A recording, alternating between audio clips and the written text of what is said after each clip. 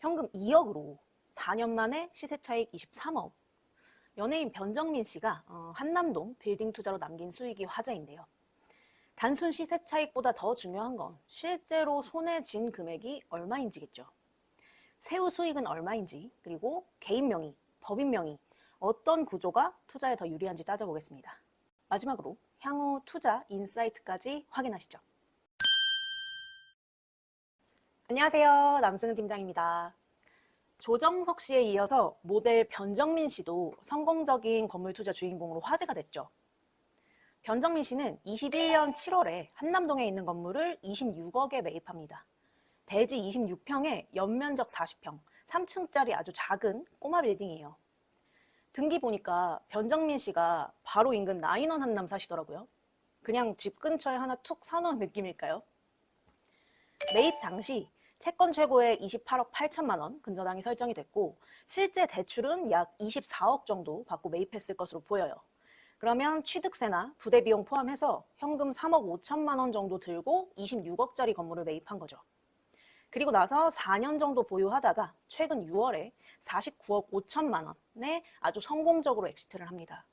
단순 차익으로만 23억 5천만 원이에요. 기사에서는 신화라고 표현했던데 사실 누구나 꿈꾸는 소액 꼬마 빌딩 투자의 성공 사례라고 할 수 있죠.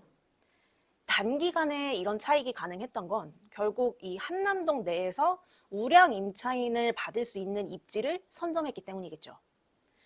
현재 이 건물은 유명 패션 브랜드에서 보증금 1억 4천에 월 1,200만 원 정도 임대료를 내고 있고 향후 연장 시에 임대료 인상 조건으로 계약이 되어 있어서 안정적인 구조였어요. 매매가 49억 5천만 원에 약 3% 수익률 맞춰졌고요.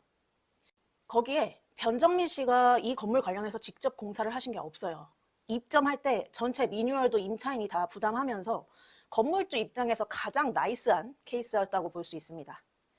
그럼 여기서 우리가 궁금한 건 세후 수익이겠죠. 변정민 씨는 개인 명의로 건물을 매입했기 때문에 양도소득세를 내야 되는데 세후 실제 손에 쥔 수익은 얼마일지 대략적으로 파악해 보겠습니다. 필요 경비 등에 따라서 더 줄어들겠지만 양도세 45% 적용해서 대략적으로 약 10억 정도의 양도세를 낼 것으로 보입니다. 거기에 보유 기간 동안 24억 대출에 대한 이자 비용을 금리 3%로 가정했을 때 약 3억 정도 내셨을 것으로 보이는데 현재 월 이자보다 임대료가 더 높은 상황이라 거의 상계됐을 것으로 보여요. 그러면 23억 5천만 원 차익에서 양도세 및 부대 비용 약 10억 정도 낸다 치면 실제 13억 5천만 원 정도의 수익을 냈을 것으로 예상됩니다. 현금 3억 5천만 원으로 4년 만에 13억 5천만 원의 수익을 남긴 거죠. 근데 많은 분들이 변정민 씨가 개인으로 투자를 해서 양도세가 좀 높아서 아쉽다고 얘기를 하시는데 만약에 변정민 씨가 이 건물을 법인으로 매입했다면 실제 수익 차이가 얼마나 났을까요? 법인으로 매각하면 법인세 19% 적용받아서 약 4억 정도의 법인세를 낼 것으로 예상됩니다. 그러면 23억 5천만 원 차익에서 법인세를 제외하면 약 19억 정도의 수익을 낼 수 있었을 거예요. 그럼 개인 명의 이 순이익은 13억 5천만 원, 그리고 법인 명의의 순이익은 19억. 이 케이스에서는 개인 투자보다 법인 투자가 약 5억 5천만 원 정도 더 유리했겠죠. 이렇게만 보면 무조건 법인 투자가 좋아 보이죠.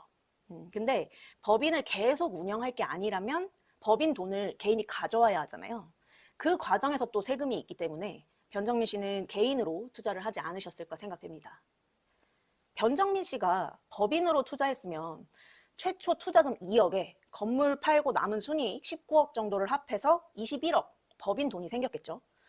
근데 이 투자를 끝으로 법인 돈을 개인화하려고 했다면 배당이나 상여금으로 가져오면서 소득세를 내면 실수령액은 10억에서 11억 선이었을 거예요.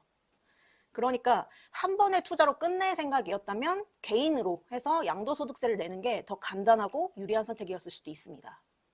근데 일회성 투자로 끝낼 게 아니고 지속적인 투자를 할 예정이거나 자녀에게 증여까지 좀 넓게 보는 분들이라면 가족 법인 형태의 투자를 하시는 게 절세 면에서 훨씬 유리하기 때문에 최근에는 개인 투자보다는 대부분 이제 법인 형태로 투자를 많이 하시죠.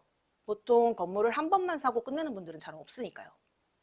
그래서 이렇게 개인 상황에 맞는 적절한 투자 주체를 설정하시는 것도 절세 포인트가 될 수 있습니다. 이렇게 변정민 씨의 성공적인 건물 투자의 세후 수익과 개인, 법인, 명의 매각 시의 세금 비교까지 좀 해봤는데요. 이런 성공 사례를 보고 있으면 나도 이런 투자 너무 하고 싶잖아요. 근데 지금도 이런 투자가 가능할까요? 변정민 씨는 21년도에 여기를 평당 1억이 조금 안 되는 가격으로 매입을 했어요. 21년도 이 일대 거래된 것들을 보면 정말 딱 시세 정도로 잘 매입을 했다고 판단이 되죠. 그리고 약 4년 만에 평당 1억 9천만 원 정도의 엑시트를 하셨거든요. 한남동이 그만큼 투자 수요도 높고 안정적인 상권이 있고 희소성을 인정받는 곳이기 때문에 이런 결과가 가능했던 거겠죠. 최근 크러쉬씨가 또 인근에 평당 2억 4천만 원의 성공적인 엑시트를 했고 그 이후로도 이 일대에서 계속 평당 2억 이상 실거래가 찍히고 있어요. 아직 실거래는 안 떴는데 최근 가계약금 들어간 건물 보니까 역시나 평당 2억 넘는 거래가 됐더라고요. 21년도에 평당 1억에 진입 가능했던 곳이 지금은 평당 2억이 기본인 곳이 돼버렸죠. 그러면서 변정민 씨처럼 지금 현금 3, 4억 정도로 한남동에 들어갈 입지 자체가 지금은 없죠. 같은 입지, 같은 매물이라도 이제는 시작 자체가 완전히 달라진 거죠. 이렇게 주요 입지들은 계속적으로 진입 장벽이 높아지고 있고 이 양극화가 갈수록 심해질 수밖에 없는 정책과 경기 상황이기 때문에 향후 3, 4년 동안 이 단계가 또 오르지 않을까 싶습니다. 이게 비단 한남동만의 얘기일까요? 빌딩 투자 수요층이 가장 두터운 지역들, 강남, 성수, 마포 이런 주요 지역들 전부 마찬가지입니다. 그리고 최근에 5, 60억대 건물들 거래되는 걸 보면 수익률이 한 3, 4% 안정적으로 나오는 곳들이 계속 소진이 되고 있거든요. 시장에 좀 오랫동안 나와 있던 매물들도 차례로 소진이 되는 걸 보면서 확실히 분위기가 뭔가 달라지고 있다고 느껴집니다. 많은 분들이 그렇게 얘기하세요. 분위기가 바뀔 거라고 예상은 했는데 요즘 빌딩 투자 자체가 너무 어렵게 느껴지신다고. 맞습니다. 어려워요. 맨날 건물만 들여다보는 저도 어렵게 느껴질 때가 많아요. 근데 한 가지 확실한 건 주요 입지들의 진입 장벽이 앞으로 낮아질 가능성은 갈수록 희박해지고 있다는 거죠. 그래서 현재 여러 대책을 고민해 봤을 때 추가적인 아파트 투자는 어려운데 이 현금 들고 있는 게 녹을까 봐 무섭다, 두렵다 이런 분들은 빌딩 투자도 꼭 체크해 보셔야 할 타이밍입니다. 그리고 빌딩 투자뿐만 아니라 금융자산 같은 것들과 분산 포트폴리오를 짜보시는 것도 좋은 시기일 것으로 보입니다.